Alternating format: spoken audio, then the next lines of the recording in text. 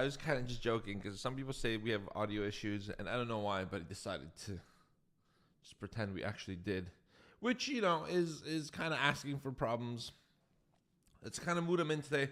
Good morning, everyone, to our morning market update for November 11th of 2025. Let me just open up the right day for my notes. It's cold here today, even in Florida. It's freezing. This polar vortex thing, it ain't a joke. It's like 51 degrees Fahrenheit and like 11 degrees Celsius at the moment. It's kind of nuts. It feels like I'm back in Toronto. I jokingly said to my wife this morning, where are we running to next? It's clearly gotten too cold for us here. It's a joke. It's going back up to like 30 degrees Celsius, 28, 29, whatever, later on in the week. But this polar vortex thing, first time experiencing it, it's cold today. I'm wearing a hoodie and I'm freezing. All right, also in today's session, today is Veterans Day. And I want to take a moment to share my thoughts going out to the incredible people that served in the U.S. military. Express appreciation as well for all veterans, all military service, men and women, and everyone who's, played a role or support role. We never forget that kind of thing. And I think these days, freedom is taken for granted. But, I am especially thankful to each and every one of you. If any of you are on the broadcast, thank you.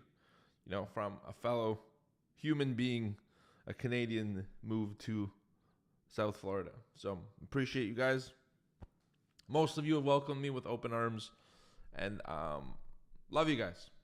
All right, so today, it's Veterans Day. Spend some time thinking, remembering, and reaching out to people who, need this to have a hello and a message.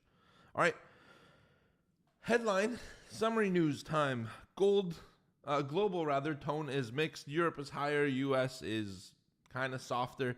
ES futures are down 0.2%. Nasdaq's down 0.4%. Gold extends a rally above 41.40. All right, crude oil is firm near $60. It's kind of caught a bit of a bid on a Russian refinery being hit overnight. So there's a strike there, causing oil prices to go up a little bit. UK jobs data was pretty weak. We got the latest report that wasn't as good, and the dollar lies kind of flat, nearly 96.6. And yields steady on the Veterans Day holiday. It's a bank holiday here. I go play hockey after I trade most mornings that I can. Some mornings I can't, but most mornings that I can. I probably play hockey 4 to 5 times a week, ice hockey. And today it's packed. There's nearly 27 people going. Well, there is 27 people because you can see the registration numbers. Going to be a zoo, but I understand it's a day off. So this is the one benefit to being a trader. There's many benefits. I wouldn't say that this is the one, but there's many benefits to being a trader, and that's that you get to live a great life. You're doing things like a trader. You're doing things on days where everyone's gone. You're usually the only person on the ice, the only person at the checkout. You get to run your schedule while other people work, and then you get to relax while other people do the things they normally do. So it's great. You kind of live like a trader when you are one. All right, what else? Senate passes a funding bill to end the U.S. shutdown, which now heads to the House. The shutdown is not yet complete. It would take probably until tomorrow for Donald Trump to get it on his desk and to sign on it. It would just extend it to the end of January. It's a short-term funding bill, but at the end of the day, it's better than having closures and having scary incidents happening with air traffic controllers not showing up to work because they're not being paid. All right. Look out for that. I mean, the moment it becomes official, I think we'll have a little bit of upside, but just be careful with events like this because a lot of them are buy the rumor, sell the news. I can't help but feel like the last 24, 48 hours of a rally, including the reopen on Sunday, was attributed to partially excitement about the government reopening. So when it becomes news, the excitement isn't really new anymore. The news is official, but the excitement is kind of stale. So watch out for that, but I think you could get some more upside, and that could happen as early as tomorrow.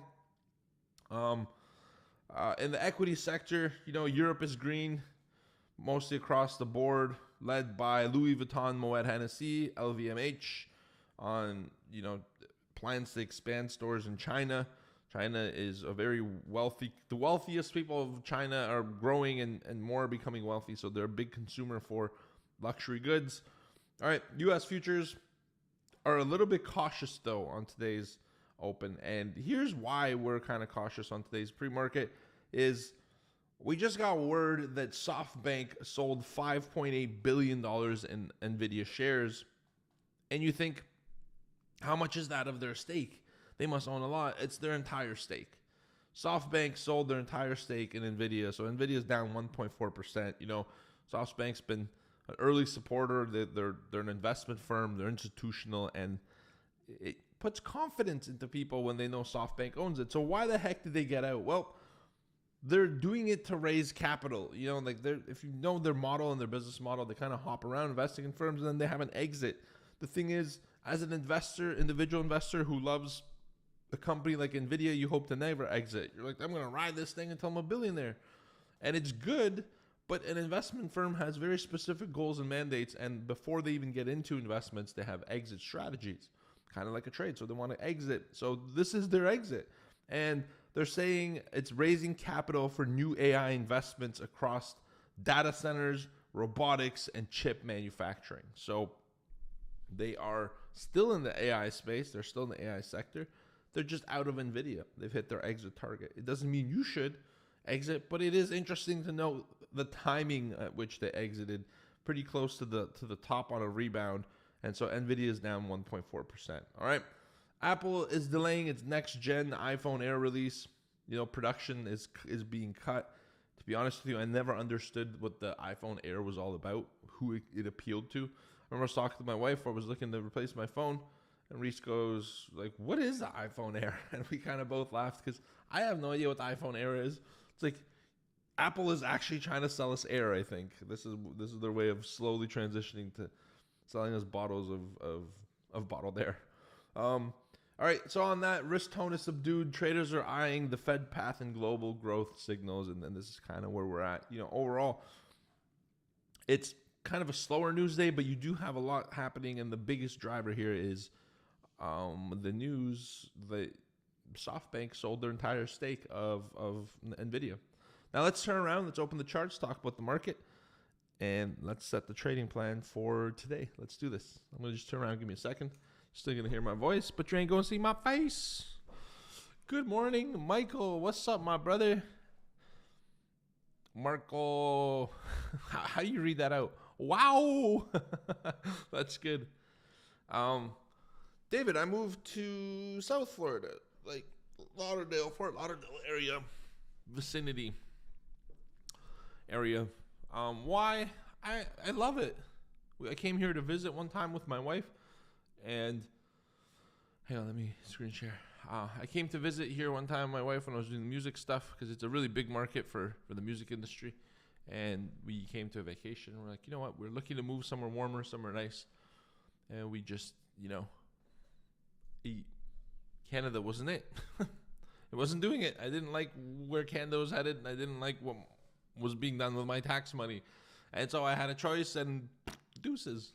Okay, so now let's talk about the markets here on the S&P 500. So, oh wait, I had to give you a news piece by the way. So we have some news. I was going to cover the equities. I don't know if you guys find this helpful because I don't know what kind of stuff you guys trade, but tell me what you want included in this morning market update. Put it in the comments now. Let's have a discussion because I have some really vast resources for institutional research, for morning commentary analysis. Like, I honestly have access to things you'd probably have to pay $60,000 a month to gain access to. Like, I'm not even kidding. And I've just accumulated these things over the years. I'm a hoarder. I'm an electronic newsletter hoarder.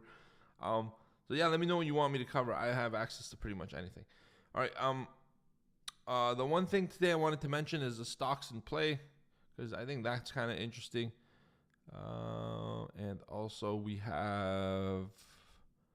also have the weekly ADP employment change. Private employers shed an average of 11,250 jobs a week, suggesting that the labor market struggled to produce jobs consistently during the second half of the month. These numbers are preliminary and could change as new data is added. So we just had the ADP report as well this morning. That's breaking news. And that's that. You know what? Let's just get into the levels because it's starting to feel a little bit disorganized. Okay, so this is a chart of the S&P 500 futures. There's places you want to buy and places you want to sell. Any questions? All right, well then you guys have yourself a great day. How come this isn't letting me? Oh. All right. So yesterday's open was 68.15.5, very high order flow level. Okay, so what happens? We rally upwards. We cannot put in a higher high. So a failure of that higher high brought us to a big stop loss flush. For me and for my trades, the opportunity for me was right here. I picked up some of this long and I rode it up, but I didn't ride it for too long of a rally because we couldn't break the top. And the order flow was looking like too many traders were buying but getting stuck on that upside. So I had kind of short profit window here. I don't know, what was it, 2.5 points? Marco, you were there. You saw what the trade was. It was around here. And so then after that, I didn't really do much. The thing sold off without me. And this is the afternoon. I don't trade in the afternoon. I was playing hockey during this time window. But the market rebounds, all right, and has a really big rally in the afternoon, and that's not uncharacteristic of the market. Okay, I would look right around noon, we tend to dump, and noon is the turning point. Why does noon end up being the turning point? Well, because the European market closes at 11:30. 11:30 to the European market, it's like 4 p.m. for us in the U.S. and North America. All right, so when the market closes, you lose a lot of the participants in Europe. So anyone who wants to sell and leave for the day in Europe is selling around 11 to 11:30 Eastern. So that creates this dump. And look, right around 11:30, things sort of stabilize and the market starts to turn. U.S. says, all right, these Euro people are gone. Time to start buying. The trend is up.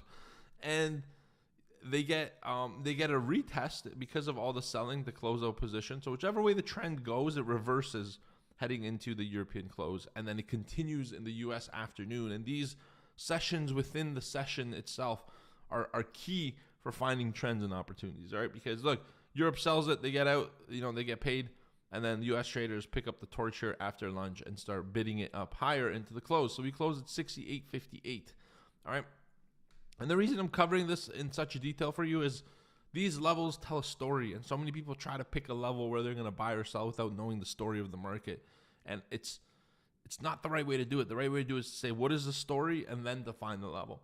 So the story is this. The buyers are in control. We rally upward to the U.S. session close at 68.58. We're now, I don't know what, 50 points within all-time highs. And actually less than 50 points to break 7,000. No, it's not. Never mind. 900. So it's more than 50 points from all-time highs, but we're getting up there. And so you get the prior day cash close here, and you've put in quite an advancement now from the open, haven't we? Now, this is a pretty bullish day. So overnight, we're pulling back. Overnight lows are 35.75. Where does that go to? Well, look at this. That's the prior top. Interesting, right? So in where the U.S. session open high didn't work out, it is now acting as a support on the way down. So we're looking at this level, 31 to 35, 40 might be all you get. It might just rebound. You never know. We're gonna have to wait for the open, but I'm looking for this as a pivot for today's session. If we could come in here and hold it and stay above it, we're looking for the long. If we could break, then we're probably gonna sell off downwards into at least the open, maybe even the prior day low around 92 into the afternoon. But I want to tell you this: bullish markets open weak and close strong.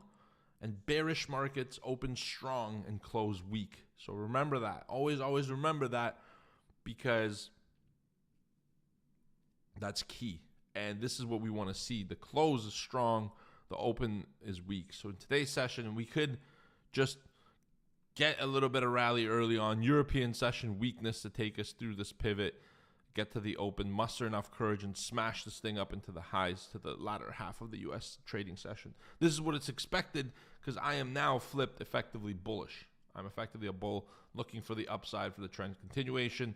Why? Well, if you look at this chart here to the left a little bit, look at this chart here to the left a little bit, you could see, this has been the downtrend here Okay, nice downtrend, and even if you draw, excuse me, pardon me, guys. If you draw your traditional trend line and say, oh look, this is a channel, like we like to draw lines on charts and defer things from it, but yeah, even that's broken, and you've got this high taken out now. This high has been taken out. This high's reactive, but about to be taken out. All right, so that's where we are in the market. I'm looking for some bullish continuation.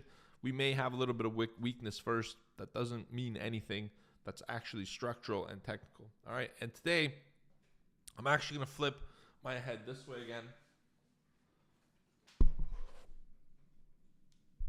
Man, George, you move a lot. And finish today's morning market update and head into the trading room. But I'm going to finish it with a message. And I'm going to read this, so my eyes are going to be here because I find this gold. This is from Warren Buffett. You guys thought I would forget that, wouldn't you? Well, Warren Buffett has become an icon in our generation of what buying and holding looks like. Right? This guy literally buys and holds until he dies. He is the ultimate hodler of securities. But jokes aside, Warren Buffett is a legend. All right, this man did a lot of things that in 2025 would be illegal to do to start his career. But back then it wasn't. And so why not do it? I would be doing certain things that are profitable too if I could these days, but I can't. So we have to find the edge in the current economy. But when he started out his business renting cars illegally to people without insurance. I don't know if it was legal or not back then, but what I'm trying to tell you is no matter where he started, he's an icon of investment. And his company has, increased so much, it's ridiculous. I remember the Class A shares were like $200,000, $300,000 one time. He never had done a split in his life ever, which means that's how much shareholder value he's brought. He's been a lender of last resort during economic meltdowns when banks are about to fail, like Bank of America. Warren Buffett came through and saved the freaking economy in the bank, all right, in 2009 and bought shares. It was very lucrative for him and profitable. The man is a legend. The man is officially putting the pen down and no longer writing any letters to shareholders. He's not going to be attending the events. Sucks because I never got a chance to attend one. It's okay. It's a very prized kind of thing. And he's going to be retiring at the end of this year. He's passing it over to the new CEO, which the announcement was already made in 2021 that he's going to retire and transition the role to another CEO. And I forgot his name, to be honest with you. It's not important. Buffett and Berkshire will always be the same to me. But it's happening at the end of this year. And I want to leave it off with these words. All right? He says this in Buffett's last letter to shareholders. Greatness does not come about through accumulating great amounts of money, great amounts of publicity, or great power in government. When you help someone in any of thousands of ways, you help the world. Kindness is costless, but also priceless. Kindness is costless, but also priceless. Whether you're religious or not, it's hard to beat the golden rule as a guide to behavior. Don't beat yourself up over past mistakes. Learn at least a little from them and move on. It's never too late to improve. Get the right heroes and copy them. That's it, guys. I love you. That's a great way to end it. I appreciate you all. And any last comments? Marco, thank you. I'll see you in the room shortly. OTM, what's up, brother? Dave. Back to all-time highs, Michael. It seems like it, right? Find the edge within the law. Ooh, that's good, brother. Hey, Daniel, what's up, buddy? Welcome to the stream. Hopefully you enjoyed the first one. Did you enjoy the first one? And hopefully you found some value. You will see the back of my head.